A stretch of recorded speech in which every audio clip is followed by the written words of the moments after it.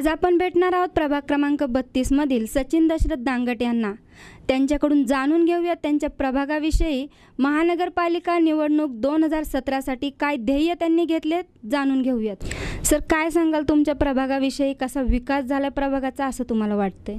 माझा प्रभाग क्रमांक 32 जो आहे, विद्यमान नगरसेवक जे आता तिथले आहेत ते राष्ट्रवादीचे आहेत. मुद्दामून माझ्या प्रभागाच्या माझी बाजू मांडताना समोरची लोक कोणी सांगणं योग्य असेल असं म्हणून वाटतं. त्या ठिकाणी राष्ट्रवादीचे एक नगरसेवक आहेत आणि मनसेच्या एक नगरसेविका आहेत. प्रभाग क्रमांक 30 हा पूर्वीचा होता, नव्यानं जो तो 32 झालेला आहे. विरोधक म्हणून मी चर्चा करत असताना मी आवर्जून असं सांगेल की आपणही वारंवार त्या भागात बरीचशी लोकं फिरतात. आजही आपण वारजे माळवाडी परिसरात फिरत असताना सगळीकडं अतिशय बेशिस्त वाहतूक, अतिक्रमणं, बेकायदेशीर बांधकामं, वाहतूक व्यवस्थेचं सगळं ढासळलेलं सगळं हे नियोजन, विविध हातगाड्या रस्त्यावर असतील, कचरा अव्यवस्थापन, जिकडं जाल तिकडं डुकरं फिरणं, गायी फिरणं रस्त्यांवरती, अशा अनेक गोष्टी आहेत. इतर पुण्यातले जे प्रभाग बघतो आम्ही त्यातले झालेले विकास, जे वारजेचे विकास, याच्यात बराचसा फरक आम्हाला जाणवतो. विरोधक म्हणून चर्चा करत असताना मी आवर्जून असं सांगेल की काही पुढाऱ्यांची घरची काही लग्न असतील, काही इतर कार्यक्रम असतील, त्यावेळेसच वारजे स्वच्छ केलं जातं. बऱ्याच घटना मी तुम्हाला सांगेल की मग वारजे हायवे पुलाखालचं उद्यान असेल, गेली 4.5 वर्ष ह्या सगळ्या ज्या आहेत गोष्टी अक्षरशः अशाच पडलेल्या होत्या. 4.5 वर्षानंतर त्याच्याकडं लोकांचा विकास करण्याचा कल ज्या विद्यमान नगरसेवकांचा आहे तो कुठेतरी आम्हाला खटकतो. आमचं म्हणणं आहे की आता तुम्ही सर्व्हिस रस्ता करताय, आजही अर्धवट अवस्थेत सर्व्हिस रस्ता आहे. गेली 4.5 वर्ष मग तुम्हाला विकासच जर करायचा होता तर त्या गोष्टींसाठी 4.5 वर्ष का जावी लागली? हा एक साधा पालना पडलेला प्रश्न आहे. आणि बरं वाटतं की याच्यामध्ये आता विद्यमान नगरसेवकांच्या बरोबरीने त्यांच्या विरोधात बोलणारी लोकही जनमानसातनं तयार होतात, कारण त्यांना हे कळते आता. पूर्वीसारखं राहिलं नाही.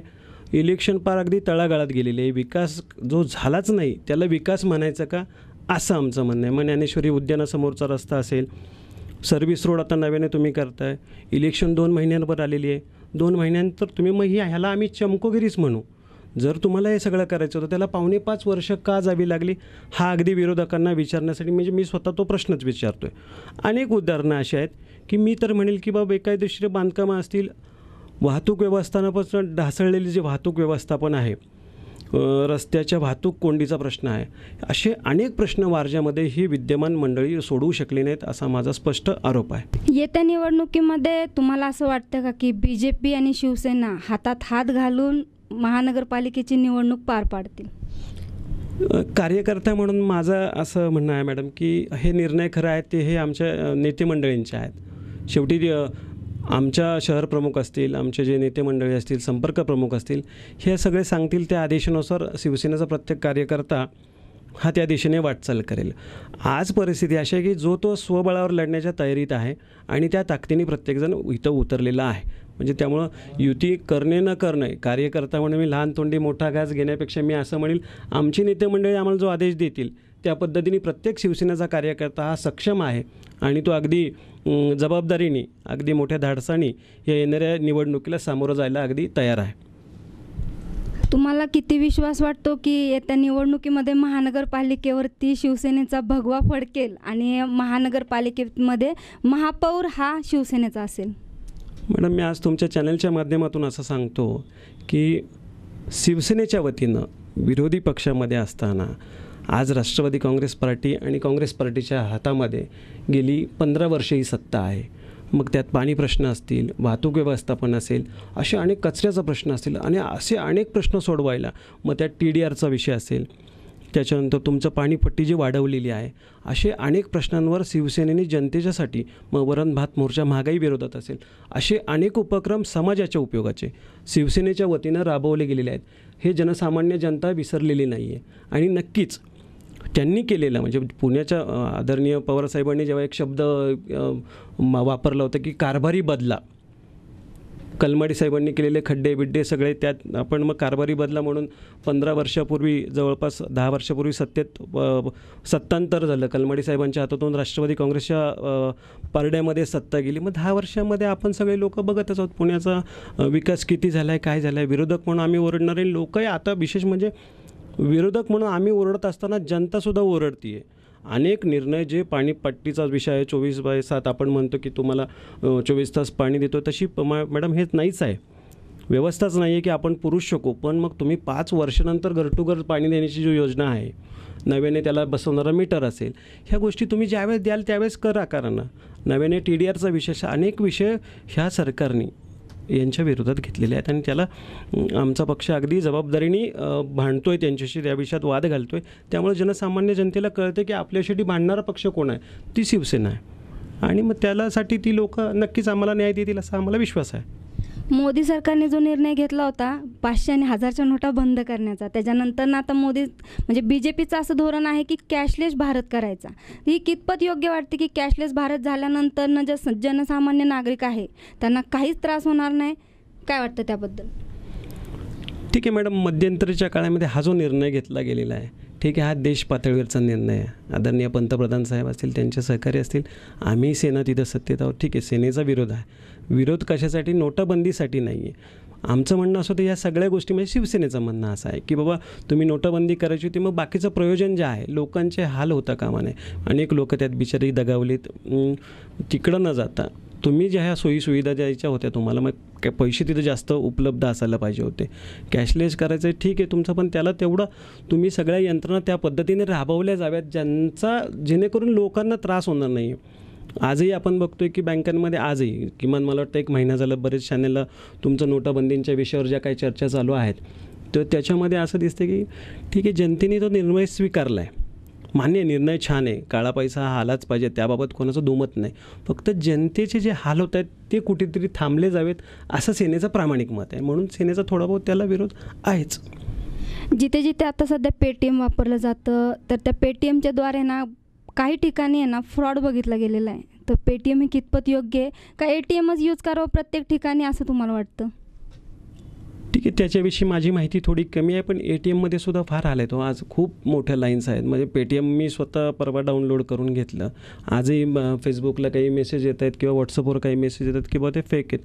बरेच ठिकाणी काहीतरी तुमच्या अकाउंटमधनं पैसेच गेलेले आहेत. आता ठीक आहे, त्याची सत्यता पडताळणं हा एक भाग आहे. म्हणजे त्याच्याविषयी हे खरंच आहे का हे मी नाही सांगू शकणार, पण त्या सत्यता पडताळल्या जाव्या अशा जर काही बाबी असतील तर ते थोडंसं बाजूला राहावं असं आमचं मत आहे. जे काय बँकिंग पूर्वानुपार चालत आलेले आहेत त्याच चालाव्यात पुढे. पेटीएम ही छान सुविधा आहे. तुम्ही रिक्षावाल्याला पैसे देऊ शकता. ह्या गोष्टी अगदी तुम्ही म्हणजे किरकोळ, माझ्या माहितीमध्ये पेटीएम जे आहे त्यांचं म्हणणं आहे की तुम्हाला वापरायला काहीतरी 12 का 18,000 रुपये महिन्याचं ते सांगतायत आणि रोजचे वापरायचं तसं तुमचं किरकोळ छोटी मोठी जी बिलं आहेत त्यासाठी पेटीएम तसं प्रथमदर्शनी तरी योग्य मला वाटतं. शिवसेनेच्या वतीने वारजे परिसरामध्ये तुम्ही काय काय उपक्रम राबवले ते सांगा. या ठिकाणी मला मॅडम आवर्जून सांगायला वाटतं, गेले 1.5 वर्षापूर्वी शिवसेनेच्या वतीने मला स्वीकृत सभासदपदी माझी नेमणूक झाली. त्याच्यानंतर वारजे भागामध्ये तरुणींसाठी मी शिवसेना नोकरी महोत्सव राबवला. अगदी एका दिवशी माझ्याकडे किमान 3,500-4,000 हजार लोकं आली. पैकी ॲव्हरेज 50% लोकांना आम्ही नोकरी देऊ शकलेलो आहे. अगदी मागच्या आठवड्यात माझ्याकडे 100 लोकं नोकरीसाठी लागलीत आणि याच्या सगळ्यांचे मी बोलत असताना माझ्याकडे पुरावे आहेत. म्हणजे नुसतंच वेगमध्ये बाबा केले असं नाही, ह्या प्रत्येक गोष्टीचा पुरावा. अगदी आपण कोणाकडून 1 रुपया नाही घेता आपण HDFC बँक असेल, इंडसइंड बँक असतील, जवळपास 40-40, 50-50 मुलं तिथं आपण परमनंट करू शकलो, याचं आपल्याला समाधान आहे. आजही किमान आपण 1,500 ते 2,000 लोकांना दिलासा देऊ शकलो, तात्पुरता का होईना. लोक इकडं तिकडे फिरण्यापेक्षा निदान त्या माध्यमातून, आमच्या नोकरी महोत्सवाच्या माध्यमातून, शिवसेनेच्या माध्यमातून हे सगळी लोकं मदत करतात आणि ती बिचारी मार्गी लागलीत, याचा आम्हाला आनंद आहे. शिवसेनेच्या वतीने महिलांसाठी तुम्ही वारजे परिसरामध्ये खूप उपक्रम राबवले, त्याबद्दल थोडीशी माहिती द्या. या ठिकाणी वारजे शिवसेनेच्या वतीनं महिला भगिनींसाठी मोफत कौशल्य प्रशिक्षण शिबिर आहे. आमचा 1200-1500 स्क्वेअर फीटचा स्वतःचा हॉल आहे. तो अगदी महिलांना त्यांच्या स्वयंरोजगारासाठी, स्वतः ते त्यांच्या पायावर उभे राहण्यासाठी अनेक योजना त्या ठिकाणी राबवल्या जातात. मग त्यात फॅशन डिझायनिंग असेल, ब्युटी पार्लरचे कोर्सेस असतील, असे अनेक उपक्रम जे आहेत त्या महिला भगिनींसाठी विनामूल्य त्या ठिकाणी राबवले जातात. महिला भगिनींसाठी माझ्याकडे डॉक्टर्स बसले जातात. दर महिन्याच्या 15 तारखेला आणि 30 तारखेला माझ्याकडे डॉक्टर माझ्या ऑफिसवर असतात. ही लोकं विनामूल्य त्या ठिकाणी जी लोकं आमच्याकडे येतात त्यांना कुठलेही चार्ज न करता त्या लोकांच्या सेवेसाठी आमचे किमान 10-15 डॉक्टर त्या ठिकाणी उपलब्ध असतात. आम्ही त्यांना आमच्या काही योजना आहेत त्या योजनेच्या मार्फत त्यांचा इलाज मोफत करण्याचा प्रयत्न करतो. महानगरपालिकेच्या वतीनं जी काही औषधं आम्हाला त्यांना देता येतील ती या ठिकाणी आम्ही त्यांना देत असतो. तसेच माझ्याच ऑफिसमध्ये या ठिकाणी दर 15 तारीख आणि 30 तारीख दर महिन्याच्या वकील त्या ठिकाणी बसले जातात.